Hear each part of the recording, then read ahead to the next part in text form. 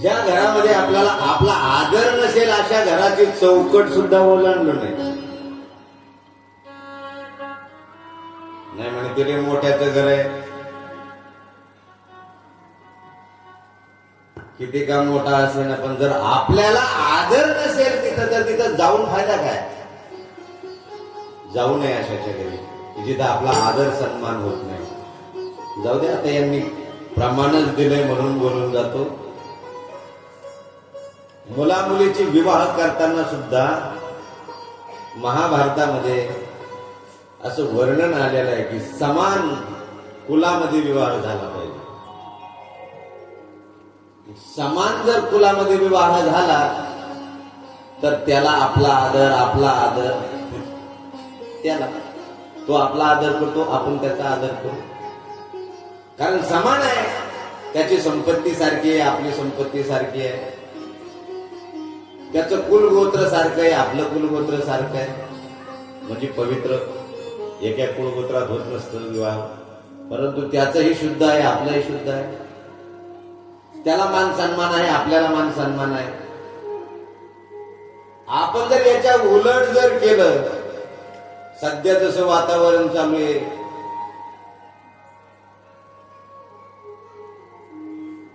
का रे पोरीचं लग्न करतो का? हो ना महाराज, करायचं ना, पाहणं आहे गदानावर. हाय गड्या, 2 एकर जमीन आहे, पोरगा माळकरी आहे, चांगला सुसंस्कारिक आहे, खातो पितो, स्वतः कमवतो. नाही ना महाराज, जरा नोकरीवाला पाहिजे, नाही तर मग 10-15 एकर जमीनवाला पाहिजे. बर ठीक आहे, मी लावतो फोन. तसा पण माझ्याकडे एक निरोप आहे. 15-20 एकर जमीन आहे, 4 व्हीलर आहे, ट्रॅक्टर आहे. त्याच्या घरातले 1-2 लोक नोकरीला आहेत, ते येतील 2-4 दिवसामध्ये, किंवा रविवारी सुट्ट्या असतात त्यांना, रविवारी येतील तुझ्याकडे. बैठक कुठं करायची? बघ, तू शेजाऱ्याला विचारून पाहतो त्याची बैठक रिकामी आहे का? अरे तुझ्या घरात बसात जागा नाही, पट्ट्या.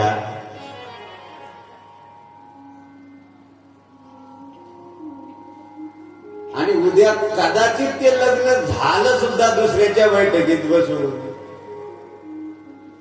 इकडून तिकडून पैसा व्याजाने काढून, हुंडा देऊन,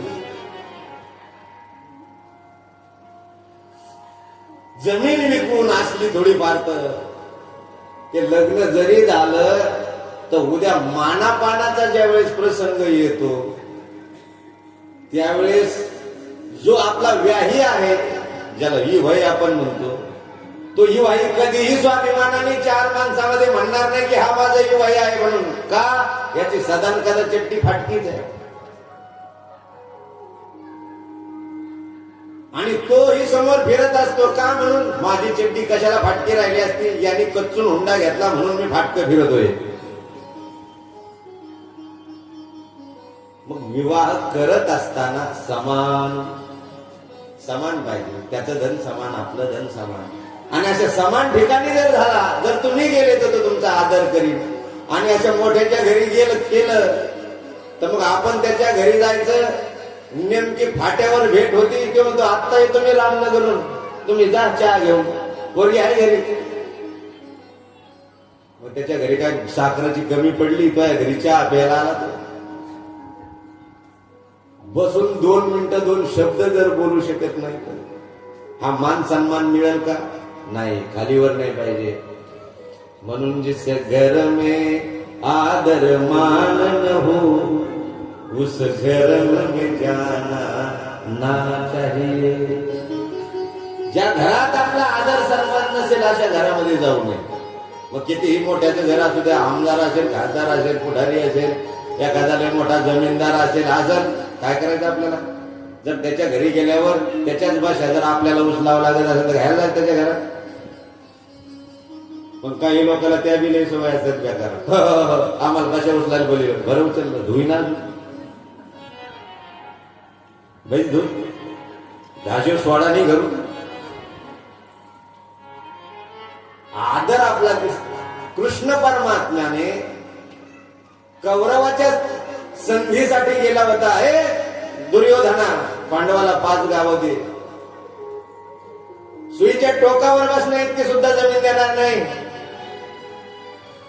आणि भगवान कृष्ण परमात्मा त्या सभेतून निघून आले, ती संधी झाली नाही. प्रसंग तुम्हाला माहिती म्हणून फक्त आठवण करून देतो. भगवान कृष्ण परमात्मा जे नातं अर्जुनासोबत, भावकी होती, मी तुम्हाला पहिल्या दिवशी सांगितलं, भावकीच होती, म्हणजे जे नातं अर्जुनासोबत होतं तेच नातं दुर्योधनासोबत होतं. मग तो तर चक्रवर्ती सम्राट होता. मग भगवान परमात्मा तरी सुद्धा त्याच्या घरी जेवला नाही, दुर्योधनाच्या घरी. मग जेवले कुठं कुठं जेवण केलं कृष्ण परमात्म्याने. प्रेम सबसे ऊंची, प्रेम सदाई सबसे ऊंची, प्रेम सदाई सबसे ऊंची, प्रेम सदाई सबसे ऊंची, प्रेम सदाई सबसे ऊंची, प्रेम सदाई सबसे